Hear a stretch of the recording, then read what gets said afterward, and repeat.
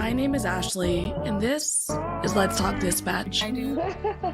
You're gonna do it. Do it really well. And I believe the world needs more dispatchers. Around in the mud, blood, and beer. Years that I'm not working 4th of July.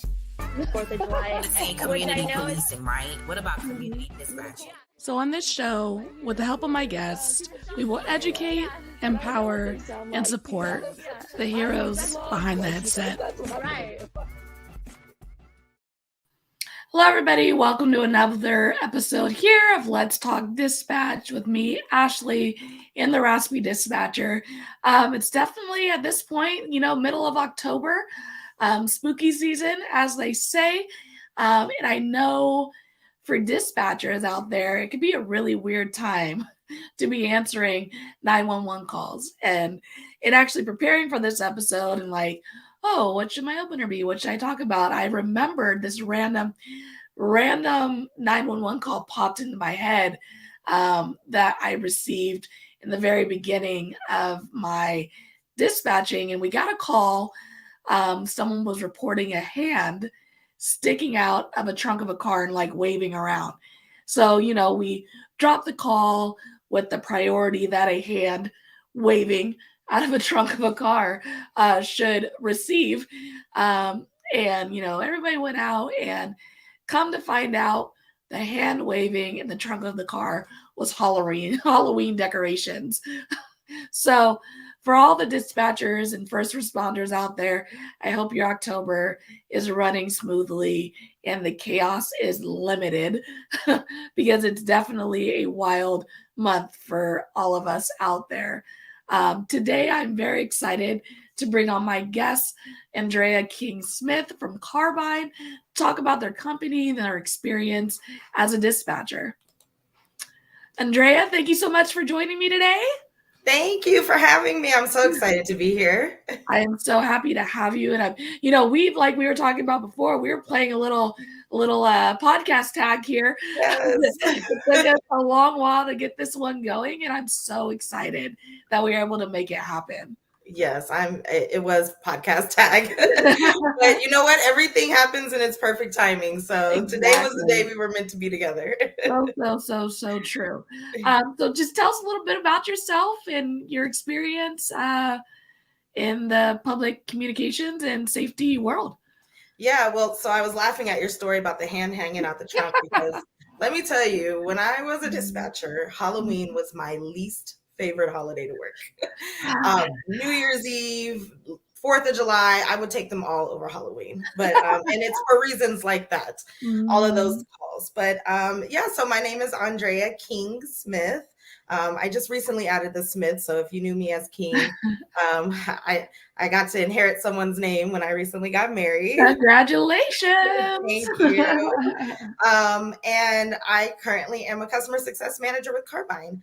And I know we'll talk a little bit more about Carbyne later, but my experience mostly lies in public safety in the 911 center. So I worked for the Las Vegas Metropolitan Police Department and their communications bureau for 14 years, just about. I was a call taker. I started when I was 19 years old. I was a baby, the baby of the center. And I grew up in that building. I was a call taker, a dispatcher, a CTO. When I left, I had spent the last 5 years as a supervisor, an operations supervisor. And it was an amazing journey. Like I said, I grew up there. Those were some of my closest friends, and I really, really enjoyed my time there. And then in December of last year, so we're about 10 months into my new career, but in December, I left for an opportunity to join the private sector. And it was an opportunity for some personal and professional growth.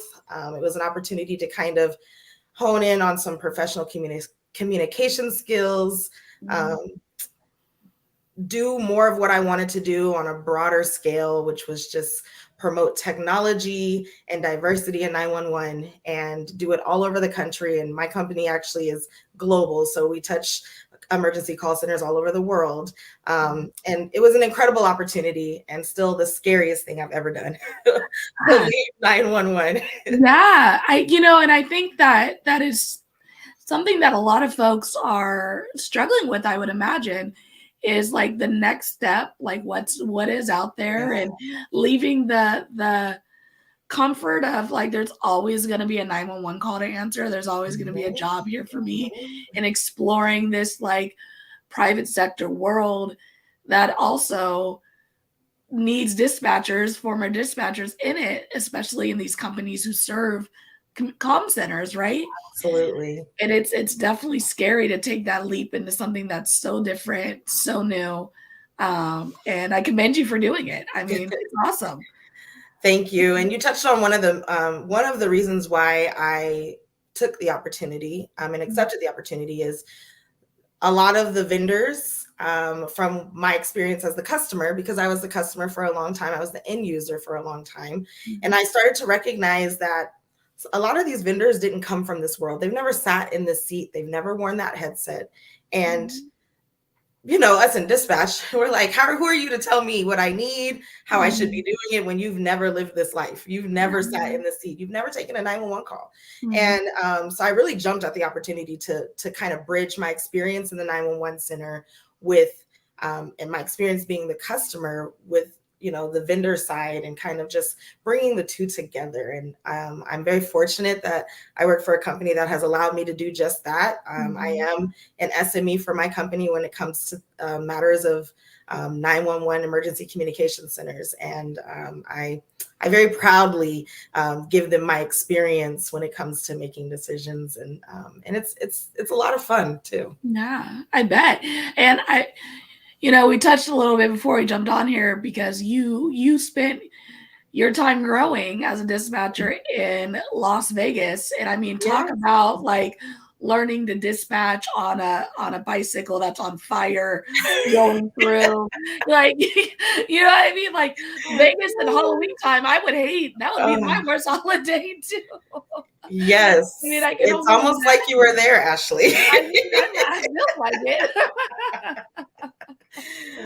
Yes, that was what it was like a lot of the time, actually. Dispatching in Las Vegas is crazy because, you know, most people know Las Vegas as the Strip. They know the casinos, they know downtown, the big pretty lights. But we have a population of 2.7 million people. And so and that's on the residential side. And Las Vegas is a huge melting pot, extremely diverse. People from, you know, all different nations that live here. So many different cultural differences. And that often made it it was never a dull moment. It was never a dull moment. And, you know, a lot of things happen. We just recently, so 2 days ago was the anniversary of our mass casualty incident that happened on October 1st of 2017. And, you know, days that will live in my mind forever. That's absolutely one of them. And so that's partially what I mean when I said I grew up there. You know, incidents like that force you to grow up. And so experiencing some of those things definitely helped mold me into who I am today, and kind of drove me to want to be a part of the change that is happening in dispatch, especially when it comes to technology. For sure. Did you work that day for that incident? You know, I was just reliving that whole like day with my husband. And I was like, you know, I remember every single thing that I did that day. And I was on graveyard shift, and it was my first day off. It was a Sunday. So I got off that morning, the morning of October 1st at 7 a.m. And I spent the day hanging out with some friends. We went to the Great American Foodie Fest. Like, I'll never forget every detail of this day. And it was the beginning of my weekend. So I was not scheduled to go back into work that night. And at about 9:45, I actually got into the bed. And then at about 10:15, we got a message asking for whoever could come in to come in. And so I knew the call had gone out and I needed to get there. So the shooting happened at 10:08. I arrived at work at about 10:45 and stayed for the next several hours, and then the next 12 days. So it was the craziest thing I've ever experienced. I remember when the Pulse nightclub shooting happened in Orlando. I remember thinking, because it was, I believe, a year or two before our shooting happened. And I remember thinking, God, I don't ever want to experience those type of phone calls. Like, I never want to hear that. And then, when our shooting happened, I heard those phone calls, Mhm. and they were horrendous. I Mhm. think the scariest part was just not knowing what was going on, because we didn't for several hours know exactly what was going on. Yeah. And then learning that officers had been shot, Mhm. learning that one of our officers had been killed, Mhm. and learning that my friends were there, people that I know and love were concert goers, were officers responding to the scene. It was scary. Mhm. The emotions just were all over the place. Yeah. And we had a job to do. We had to show up and work, and Mhm. and so we did. And I'll forever be proud of, the my brothers and sisters at the Las Vegas Metro Police Department that I worked with that night, that week, and going forward, because we all did something that I pray no one, has to do Mhm. ever. Yeah. And I mean, talk about when we have this big debate, right, about the level of first responder that dispatchers are, right? I mean, when you're getting in bed, probably got the most comfortable jammies on, like I starting your did. weekend, and then you get a call, you get called in, and you're in the middle of a crisis, and if that's just not highlighting the first responder that the dispatcher is, Yeah. it really does go unnoticed sometimes, because I think one of the big events that comes to mind is like September 11th. Like when I was a kid, Mhm. and when I think about September 11th, I thought about the firefighters, the officers, all the folks on the ground going into Yeah. the building. Like that was my initial thought. Now every year when September 11th comes around, the first thought I have is dispatchers, like the dispatchers who had to listen to these phone calls and figure out where to send folks, and sometimes tell folks no one's coming. That You part. know what I mean? Like that reality. It is. You can take it even deeper. So yeah, I jumped out of bed and I went to work, but I also was fielding the phone calls and providing the first information. Our Mhm. call takers were providing the information as best as they could to the officers who were on the scene and still didn't understand what was going on and were en route. Mhm. And, so talk about getting that first piece of information. Yeah. And that's the first responder part of it, is that call, getting that citizen getting from the phone call to the officer. There's a human being that is the first point of contact for them. And without that human being under the headset, emergency communications would not be what it is today. So true. So true. Yeah. And even for folks who maybe necessarily didn't come into work that day, just being a part of a department that's has to deal with the ripple effect of a traumatic event, from a mass shooting to an officer involved shooting to, an officer in line of duty death. I mean, even if you didn't work the incident, I mean, you're feeling it, Absolutely. if you knew the officer, had a personal relationship or not, there's Mhm. a ripple effect that happens as a first responder, as a dispatcher, from any event, that takes place in an agency. It's so true, Ashley. Like, when our mass casualty incident happened, like I said, we lost an officer in the line of duty, Officer Charleston Hartfield. And so he had a full honors police line of duty death funeral. Um, and I didn't know him personally, and I knew a lot of my coworkers did. And so when there was discussion about who was going to do his final call on the radio, I told my director at the time, I was like, I will do that. I'll take that on, and I'll do it. I thought it would be a lot easier for me because I didn't know him personally. Um, it was the hardest thing I've ever done in my career. Yeah. The hardest thing that I've ever done. And I told myself, I said, I could go the rest of my career and I pray I never have to, I pray nobody ever has to do this again, but I certainly don't want it to be me. Yeah. I mean, I had my department, we had an officer in line of duty death, and being there and hearing that last final radio traffic go out, announcing it essentially.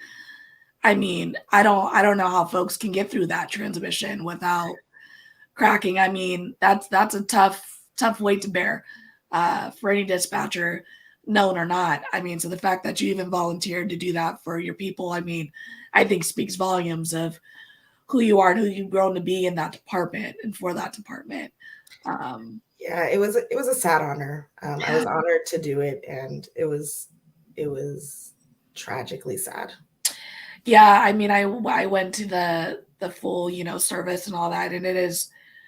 If I never have to go to another officer, full honor, like I would be okay with that. Like they are.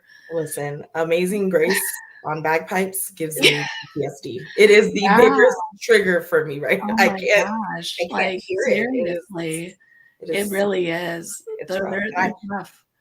I hope that we stop having to have that happen. I hope that there comes a day where we don't have to attend those anymore. Yeah.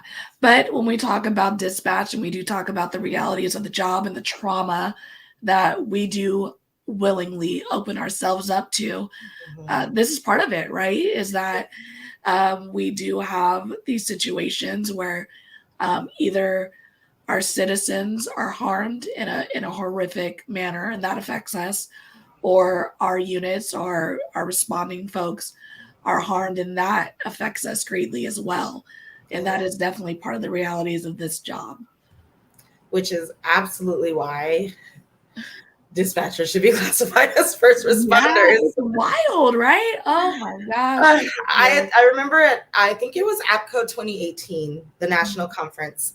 The then FCC chairman, Ajit Pai, was there as a keynote speaker. And he said something that I will never forget. He said, not classifying 911 communicators as first responders is divorce from reality, and we must correct our mistake. And that was a direct quote from him. And I'm like, it is. It's an obvious mistake that happened somewhere, and it needs to be changed. It just does. 1,000%. Yeah. So true. Well, thank you for sharing. I know that's tough.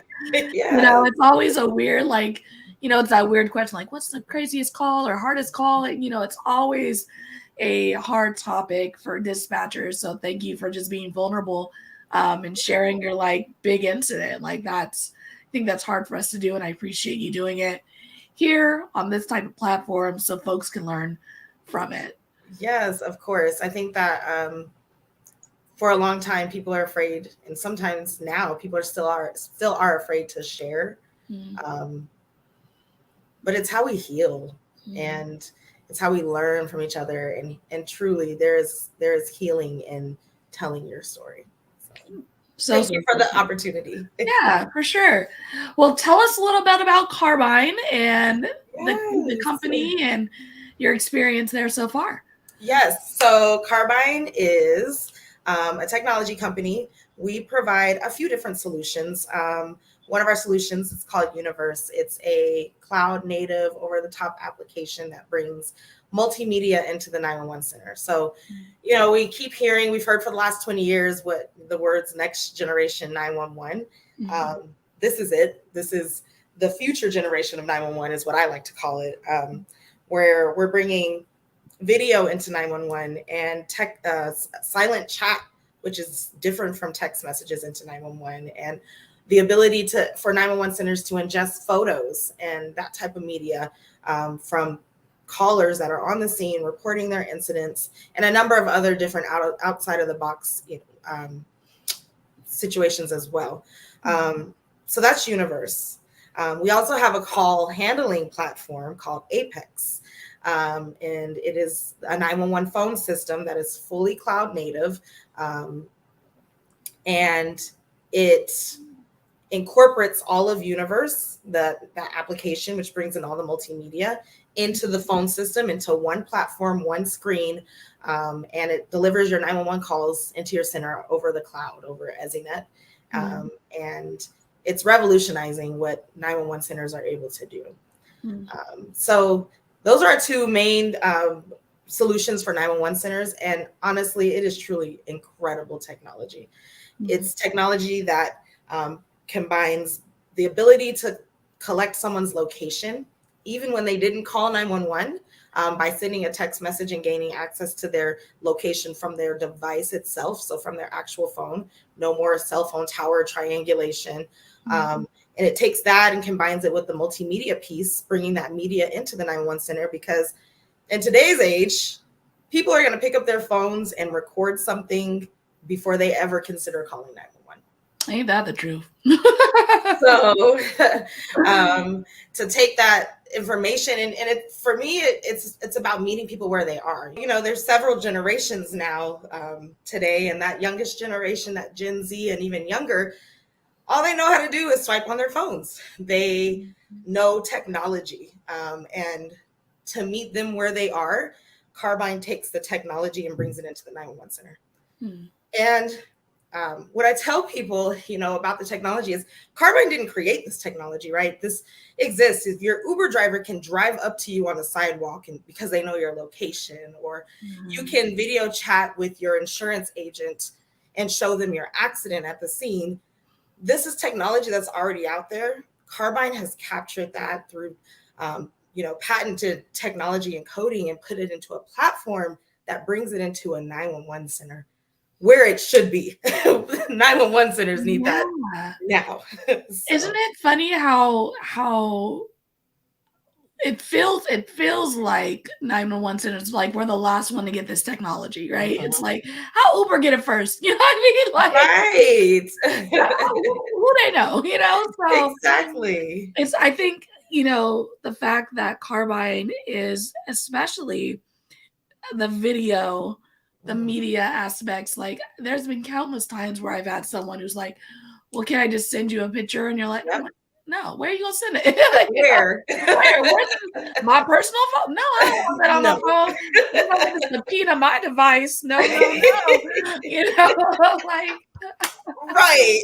no. So the fact that you guys are, as a company, are finding ways to integrate this, especially in the phone system, that it's all popping up on our computer screens. Is that how I'm understanding it? Is if it pops up on the computer, and then I can send it directly to my officers, I would imagine, in some way, if not a screenshot, you know, but you know, in some way I could just get it right to them. I mean, that. And it's funny you say that, because that is also part of Carbyne technology. It's called Responder Connect. And the call taker can take a live video stream, because remember, it's a video stream. It's not two-way video. The caller will never see the call taker. But the call taker can take that video stream and send the officers, the field responder, officers, firefighter, battalion chief, whoever it may be, a link to that exact stream while it's live, while it's happening. And so they can start to make decisions before they even arrive at the scene. And so I often ask, especially when I'm, you know, traveling and I'm speaking at conferences, or I'm talking and teaching about Carbyne, and especially when I'm talking to officers, is, do you have to be on the scene to start making scene decisions? And in the past, it's like, because you don't know what you're walking into. You don't know what's going on there. But with this type of technology, with Carbyne technology, the answer is not, you know, yes, you don't have to be on the scene. The answer is no. You can start making decisions and gaining situational awareness before you ever even arrive, because we've connected the caller to the dispatcher to the officer to make a seamless transition of information before someone even arrives on the scene. So true. And I mean, it takes a lot of the telephone out of what we have to do in dispatch, right? Because I know I've talked to like my officers currently in the past, and I'm just like, I enter the call, the person on the call is like, there's blood everywhere. There's just blood on the walls, there's blood on the floor. Someone's obviously been injured here. And then the officers get there and they clear it as like, no crime. And you're like, wait. Where did all the blood go? Like, exactly. what? And then they're like, oh, it was like 3 drops of blood. And you're like, someone, you know, cut their hand cutting an onion. You know, you're just like, right. That person described this scene as a horror film. And that's what we have to give the officers, right? We have to report that. Whatever they say, the way they say it, even if it's lighting up that dispatcher gun, you're like, I don't know if this is true. We have to give it the way it's being given to us. So if I'm able to go, blood on the wall, show me, you know, and I'm like, exactly. oh, 3 drops, you know, we're going to respond differently to 3 drops versus blood all over the place, right? So it's so true. And so while Carbyne is certainly great for those emergency situations, and we have several success stories, and I'll tell you, you know, 1 or 2 here in a minute, but it's perfect for that. It's what you want in a time when someone is in a dire emergency. But my favorite part of Carbyne is the ability to send a link to someone's cell phone when they have not called 911, not only obtain their location, because that's the biggest part of it, but start a video session with them when it's not necessarily an emergency, or they haven't called 911, or it's a third party reporting, and now you're trying to contact the involved party and ask that question like, okay, blood on the wall, show me. And those are some of those out of the box ways to use it. And also it can be used for times, like you said, to mitigate our response and, you know, over convergence. So we have a customer who their officers, I was talking to their officers, and they said that they used it to kind of help slow down the momentum and change kind of their course of action. They got a call of a suicidal male. The wife was calling, said her husband was suicidal and there's a gun involved. And because the wife was so hysterical, the way it was being reported over the radio was all that the dispatcher could get. Hysterical wife, she says they're fighting over a gun, husband wants to kill himself.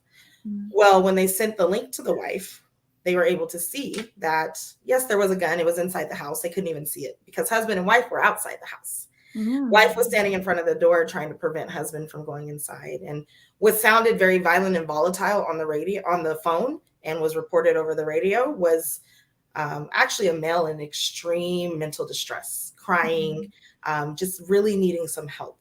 And so those officers were able to slow their momentum, you know, reassess their plan of action, bring a little less units, a little more medical, and get there and secure the scene safely, you know, without, you know, anyone getting hurt, or over convergence of officers, or, you know, over response of their units. So that's another way it can be used to kind of help. It gives them clarity to what's actually going on. Because I mean, I can't even tell you the amount of times where I'm just like, you know, I don't know what's happening. It sounds like distress. Like I can't get anything other than it sounds wild. You know what I mean? Right. You know, unknown like, trouble calls, but there's trouble. like something's happening. We need to go. I'm still trying to figure it out. You guys start heading that way. You know, we're still working on it. And then, you know, and then of course the officers are asking, to a fault sometimes, the questions as if we didn't ask those questions. As if already, we never right? thought to Like, ask. Did you ask if they're like, of course we asked those questions. It doesn't mean they're going to answer the question. Nope. I can only give you the information that is provided to me, right? But if we're able to visually see the scene, and I think there's definitely some hesitation for dispatchers to get in the visual aspect of emergency response. I'll definitely be them seeing us, right? Like there's a big like, no, I'm good with that. And I think there is also a level of like dispatchers not wanting to see the blood on the walls. Like that's why I'm a dispatcher. I don't want to see the blood on the walls. But the reality is the technology is coming. Absolutely. And that may definitely end up being a part of our job, right? And across the board. Me, I'm foreseeing it. Like I think the more show me the blood. Right, show me the blood on the walls. The more information I have to provide my officers, folks in the room, you know, I want that. Like whatever technology is going to give me that, I want it in my center. Yeah. You know? There's definitely hesitation and resistance. And when I teach a course that I've taught several times this year in the 911 conference circle is about change management and how to mitigate change resistance in 911 because it exists. And from my experience being in leadership in a 911 center and a very large 911 center and dealing with a number of different personalities, you learn that there is not one way that's going to fit for everybody. Mm-hmm. And so when I came into Carbyne, I asked a lot of questions about everything that you just mentioned. What about the dispatchers and call takers that don't want to see it? What about their mental health? How are we protecting them from things that they shouldn't see or don't want to see? And Carbyne has considered those things. So in our Universe platform, that video is never opened until the call taker opens it. So they don't ever have to see it, but it'll still record to the background. So it can still be sent to officers. It can still be sent and used. It's still stored and it can be used for evidentiary purposes, investigation, follow-up later. That is awesome. Yeah, but the call taker controls if they see it or not. Yeah. And our customers, the 911 centers that are currently using Carbyne, most of them put it in policy that it's up to call taker discretion. So when the call taker feels that it's important to send that link or activate that video session, then they do. There's, one of our customers who puts it on the officers. They say, you know what, we're, for liability reasons, we're taking our call takers out of it. If you want the link sent, then you ask the dispatcher to send the link and then they'll send it. And then they never have to see it. We have a customer who their real-time crime center is the only ones that look at the video. So they are in another building and the dispatcher sends the link and they start the session, but the real-time crime center is the one that's analyzing the video. And so there are a number of ways to do it, but the ultimate goal of all of those different considerations is the dispatcher's mental well-being. Yeah. When I'm in customer success, and when my partner and I, Drew Clark, if anyone knows him, he's the best. And you gotta have him on here. But okay, definitely. Write that name down. No, don't forget. Yes, Drew Clark. When we go out and teach and train users, 911 call takers and dispatchers how to use it, we train on the use case. We don't teach that this should be used on every call because it shouldn't be used on every call. There are some things that you should not want to see, and it's not going to add value to that response by looking at it. So we train on the use case. We train on what types of calls does your agency typically get? What are your most difficult calls to deal with? How could having, another tool for getting location help you in this situation? Or how could having a tool for absorbing or ingesting photos help you in this location? If you have a lot of traffic accidents, your rush hour blows up your 911 center because of traffic accidents, and nobody has enough traffic officers to respond. True. So maybe you can use this and send the link to get photos, have the callers, the involved parties upload their photos to Carbyne Universe, and then traffic officers and investigators can look at that later and they can send a report that way. That way we're not stopping traffic for so long for non-injury, property damage, only collisions, those types of things. And that's how we train, because we want this to be a tool that is useful when you need it and not a burden or something that's negatively impacting particularly the mental well-being of the call takers and dispatchers. Yeah. And I think that's probably one of the benefits of having you, and I'm sure other former dispatchers work and be with this company, is that someone who might not have asked that question if they hadn't come from this world, you're there to ask it and to kind of mold it to the things that we do think about and worry about as dispatchers with this new technology. And we're involved in, product development. Our product team and our customer success team, we work very closely.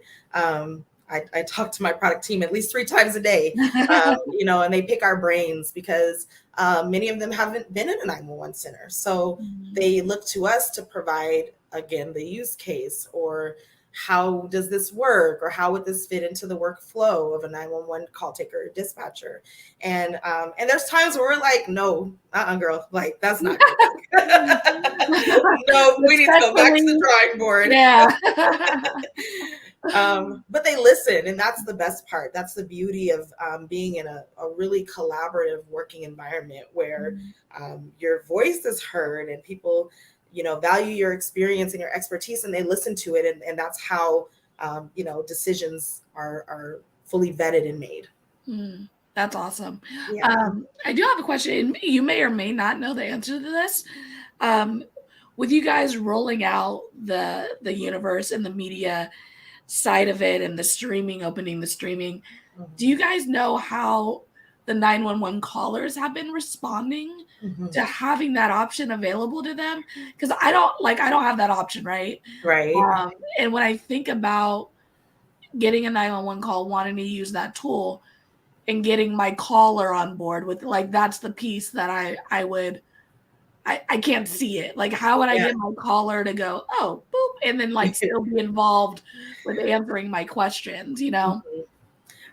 Yeah. So one of the other pieces that you know, feeds to resistance to implementing this type of technology is the myth, and I call it a myth because it is a myth, that the public won't adopt it. The public is not going to trust a link coming to their phone because it's a text message and it says, you know, agency 123 911 center, please click this link. And then there's a link, and people are like, no one's going to trust that. It says the police department. You would be so shocked and surprised at the number of people who just click the link. They're not even given instructions. They just click the link. And it's kind of twofold. So part of it is there are a number of people who are just not savvy when it comes to cyber safety and security. So they click links. But then I go back to that new generation of people. My friend Brad Flanagan, he's a manager at Aspen-Pitkin County, Colorado, their 911 center. And he told me recently, and it's my favorite thing to say now, is that the people will be hiring in 911 centers in 5 years, the people that will be wearing the headsets in 5 years are today's 8th graders. Whew. That's kind of scary, right? Listen, I have an 8th grade son, and I cannot imagine him answering anybody's 911 or any of his friends. So, but that we have to put that in perspective, that we have to be preparing our 911 centers for the people that are coming in. And the citizens of today are those same people. So they're very tech savvy. They're very about efficiency. I tell my mom all the time, my mom tells me that I have an app for everything, and I do, because I am all about anything that is going to make my life more efficient. And that's how most people are today. And so if you think about it, when you call for your utilities company or your bank, most people don't want to talk to a real person. They want to be able to do it online or have an automated system to just go through and complete whatever task they want to complete. So it's about life efficiency.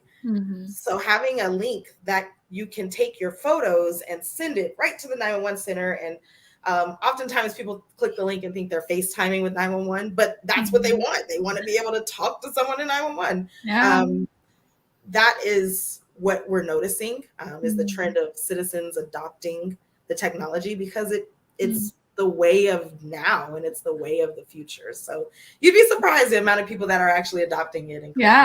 So interesting. So interesting.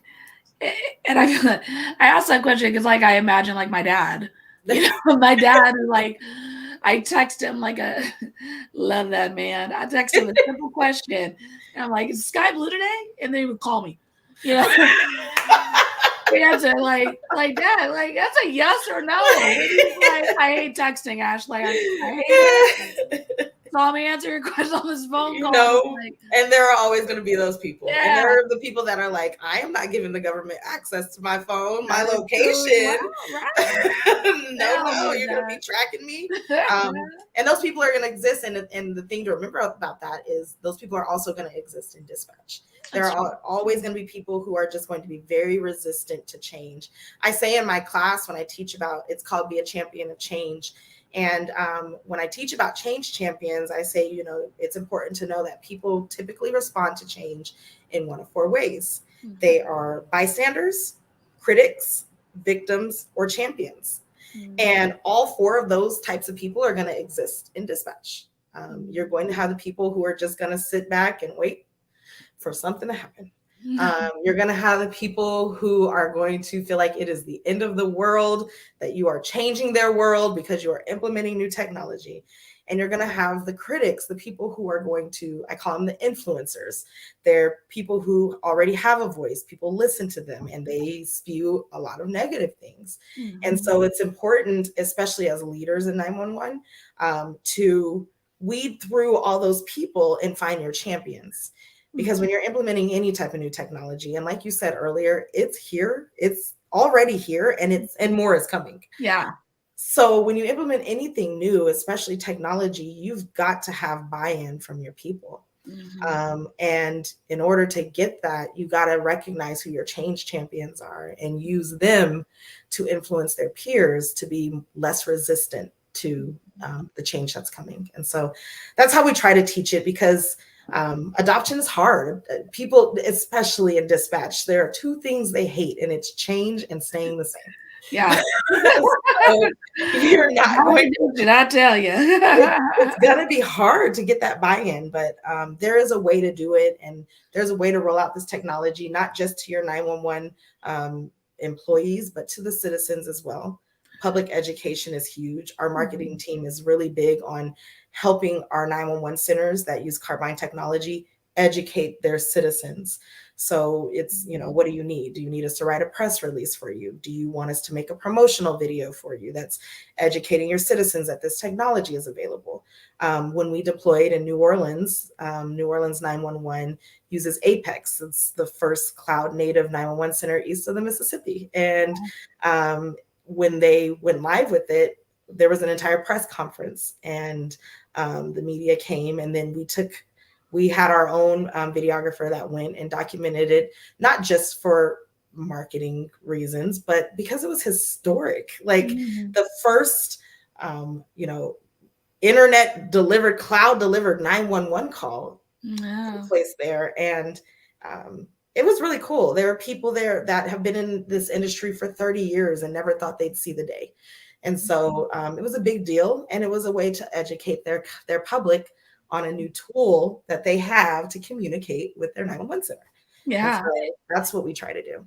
And I mean, talk about like just covering all the bases of the company, right? It's like as a business, of course, we want you to take our product. We want you to use our product. And then as people, we want our product to be successful, help a lot of folks, But I think having the ability and being willing to assist a department in branching out to the citizens and educating them on this new product. So like when I tell the citizens, like, hey, I'm gonna send you a link, they're like, what you talking about? They're like, oh yeah, I saw that. Like, I know what you're talking about. Exactly. Being a company willing to offer those resources to departments, because I think another aspect is that departments are now learning that they need to be on the front of their social media and reaching citizens, meeting them where they are, as you guys have said, like, right? So you as a company coming into these centers, being willing to assist in that and help them learn how to promote, educate, and give that to the citizens, I think that's awesome. Yeah, I'll tell you, I think some of our secret sauce is just that. So there's a couple things. We are very high touch. We want to come to you. I just spent the last week in South Texas. I don't know if you're familiar with Laredo, Texas, but it's on the Rio Grande River, and it's the border of Mexico. And there are 7 PSAPs, 7 911 centers down in South Texas that use Carbyne technology. And they're using it in pretty incredible ways to help find lost migrants that are crossing the border from Mexico, and oftentimes save their lives. But that's what we do. We go to you. So I spent a week down there interacting with those call takers, those dispatchers, their leadership. My credibility is built a little bit because I come from 911. And that is our secret sauce. Myself, Drew, my partner, customer success manager, and our director, Brett Wren, we all came from the 911 center. We all worked in 911 leadership. And so to be able to go out there and connect in that aspect, I think it says a lot about Carbyne. Carbyne is trying to be different. And they're accomplishing that by just our business model, the way that we go out and we again meet people where they are. And so it makes me really proud to work for Carbyne because they support the fact that we know how to we speak the 911 language, and we know how to connect in that arena. So they support me and send me to conferences to speak, and they send me out to 911 centers to train. And, I get to work the booth and interact with people and connect my network that I've already built in 911 to Carbyne. And it's a very smart business model, and it really, really works. So. No, it's awesome. It sounds amazing what you guys are doing there. How would a comm center reach out, and talk to you about bringing your services into their comm center? Thank you for asking. We would love to connect with anybody who would like to know more about Carbyne, its solutions, or anything having to do with multimedia in general. Drew and I do a lot of teaching and training, virtual and in person, and we'd love to come and provide that to any 911 center that's interested. You can go to carbyne.com. You can send me an email. It's Andrea K at carbyne.com. Reach out to us on our social media pages. We're very active on social media. Tag any one of us that you see works at Carbyne, and we'll get in touch with you, because that's what we want. We want to connect. We want to show you how these solutions will optimize your workflow. They will help you to, just have a better workflow for your call takers and dispatchers, taking some of that burden off of them. It's really tough to not get a location for somebody, especially someone who didn't call 911, where you absolutely have nothing. And the ability, to use it to send out to a third party. We had a call in Stark County, Ohio, a young teenager left home with people that she didn't know. Her mom called to report that she was missing. She didn't know where she was. And the dispatcher sent a text message to her, the child, and she was able to start a phone call with the child in the car. She was able to get her location immediately because she clicked the link and allowed her location services to be shared. And she was in the back of an unknown subject's car. And the dispatcher will say, the young lady, her name is Riley. Riley told her, I think they're taking me home. They said they're taking me back home, so I'm on my way home now. But the dispatcher could see on the map that they were not going towards her house. They were going the opposite way. And so because she had the location, she was able to send officers directly to where that vehicle was at on a highway and intercept them. And they were able to get Riley out of that back of that car into safety and back home to her mom. And Riley never called 911. Yeah. That type of technology has never existed in a 911 center. And so those are the things that Carbyne is delivering to 911 centers now that truly help make 911 call takers and dispatchers' jobs easier.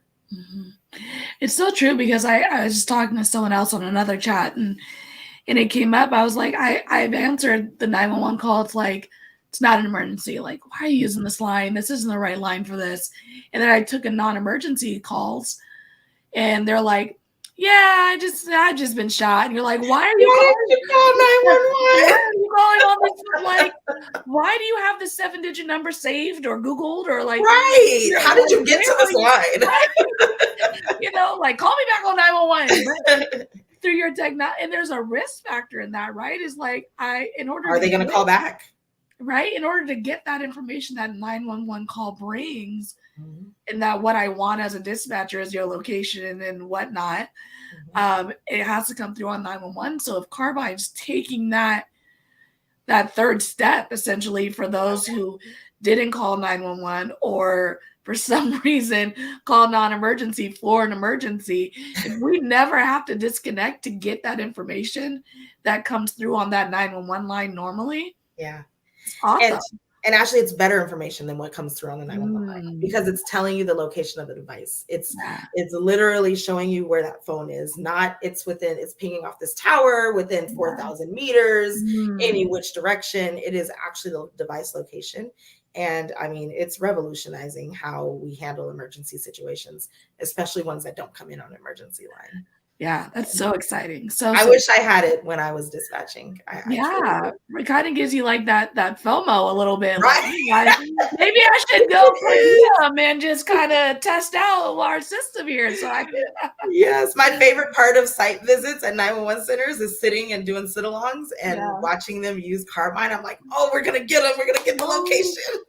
So cool. It's the best. It's the best. That's so awesome. So, and for folks who are listening who are really interested in learning more about Carbyne, I'm going to include all of Andrea's links, you know, how to reach them, how to reach Carbyne, all in the video notes. So don't feel like you have to like write it down aggressively. Like it's all going to be included.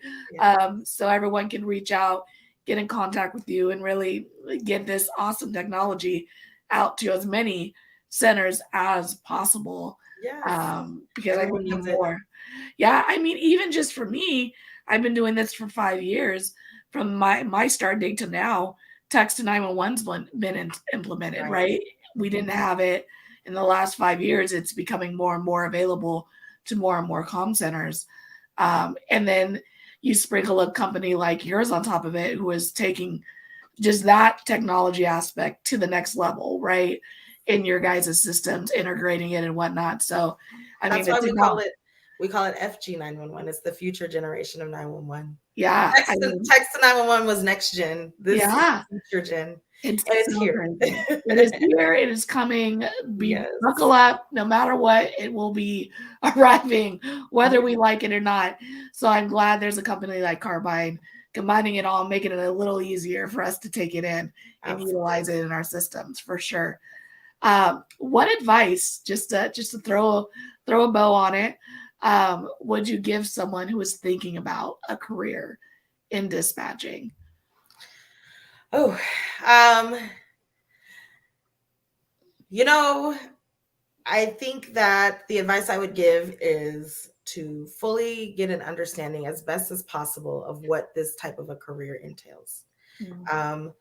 I read a study recently that said there's only like 1% of people in the world that can do the job that we do. It is not a job for everybody. It's extremely undervalued, underappreciated.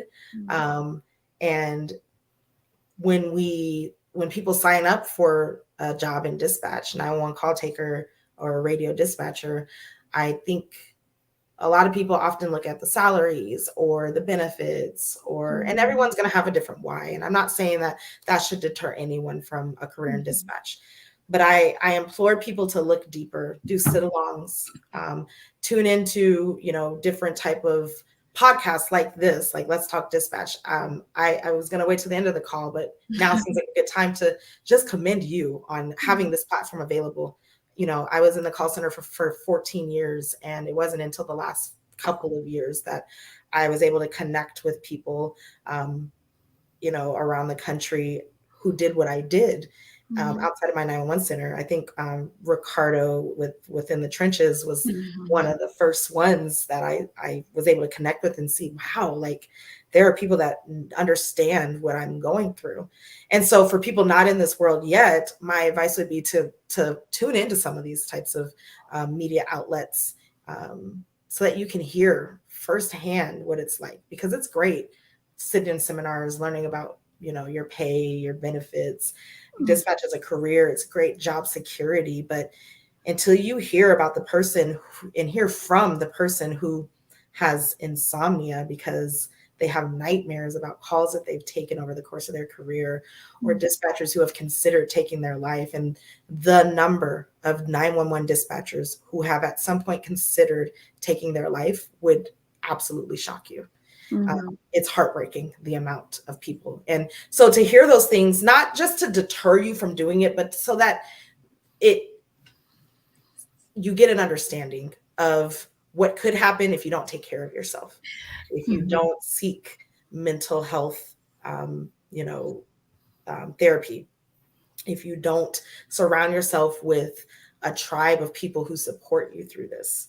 I'm a daughter of a police officer. My dad served on the same police department that I worked for. And my mom hated it when we would get together because we talk Metro, we talk 400 codes, and but it was our mutual outlet. my father and I connected on that level because we had that in common. And I don't know what I wouldn't have done without him to be able to talk to about, him to be able to tell the first time someone took their life on the phone with me. I don't know what I would have done. So my advice is to truly seek out firsthand knowledge of what this job is and how to protect yourself from some of the side effects of the job, and determine if it's best for you. That is what anybody should do going into this career. Awesome. Thank you so much for that. I mean, it's true. And it's one of the reasons that that I'm doing the podcast and things like that. Because yes, we need more dispatchers, but I don't want to give people the fluffy, right? Like oh, it's a great career and there's no trauma here. Like, what are you talking about? I'm 100% real with folks. Like, you will be forced. You're gonna miss somebody's birthday. Yep. You're gonna be holiday on a day. Like, these are the realities of the job. There will be trauma. There are things that are going to affect you that wouldn't affect me, and vice versa. And we need to be upfront with the realities of this job and find ways to mitigate the harder things. And I think, and to circle back to, Carbyne, and I think when we have these technologies and companies coming through, creating these systems, that is helping reduce our trauma. Right. And I think that's the big, if there is any resistance in a comm center when it comes to technology, I think highlighting that increasing our technology does reduce our trauma. Yes. Put that on a t-shirt. when you guys patent that, you just I got you, girl. But it is so true. And we need to continue to take care of ourselves, continue to do the hard job, and allow these companies, Carbyne, this technology into our centers so it can be an easier job for us moving forward. Yes. And for those who are in 911 centers, ask your vendors for help. If there's things that you want to do, let me tell you, these vendors, they can help you with a lot of things. You have Telecom Week coming up, and the answer is either going to be yes or no, but I can tell you that with your vendors, often it'll be a yes. So ask them for help to relieve some of your stress as well. This is so true. Even with just our CAD systems, my departments in general, there was always this big debate about what these systems that we're utilizing can offer. And it's so true. Usually the problem that's bothering either the units or dispatch can probably be fixed. We just don't know how to do it. Yeah, we don't know it. Or there's developers. I'm at Carbyne, our developers, our product team, they are thirsty for challenges. They want to fix your challenge. They are always asking us to get feedback from our customers about what their newest challenge is so that they can build something. And I mean, these are brilliant minds that are creating these systems, these programs, and they want to build a solution to your problem. So you just got to ask. Yeah. So true. Well, thank you so much, Andrea, for coming on with me. Mind blowing. Love the company. I'm really excited for it. And it's not in my center as of yet, but I'm like, wow, I gotta figure out how to So yes. I really appreciate it. Thank you for having me on. And I would love to connect with anybody who wants to connect. I'm easy to find on social media. It's Andrea King-Smith. Shoot me a LinkedIn connection, and you may see me around at conferences. You will see me around at conferences. I'd love to see anyone in one of my sessions. And also, I'm on the NINA board for diversity and inclusion, and or the NINA committee for diversity and inclusion, and would love to have that conversation with anybody who wants to chat. So awesome. Again, thank you. I'm going to kick you out respectfully. And then thank you. All right. Bye. All right, everybody. That was an amazing episode with Andrea from Carbyne. Again, if you are interested in learning more about their product and the services they offer to comm centers across the states and globally, it'll all be in the show notes. So make sure to check them out. connect with her on LinkedIn. That's how I got connected with her. Always willing to chat and talk with anybody who's interested. If you haven't subscribed, make sure to hit that subscribe button, leave a review. All those things are small things that help get us out and in front of more folks. I am interested in hearing about your dispatch stories, the good, the bad, the funny. If you do have a story you want me to share, I'm hoping to turn it into like a mini-sode. You can send those to the raspydispatcher@gmail.com. And with that, until next time, everybody, stay raspy. Thanks for joining us on today's episode of Let's Talk Dispatch. Don't forget to subscribe on YouTube at The Raspy Dispatcher, follow us on Instagram, and check out Let's Talk Dispatch anywhere you listen to podcasts. I'll see you next time, and stay raspy.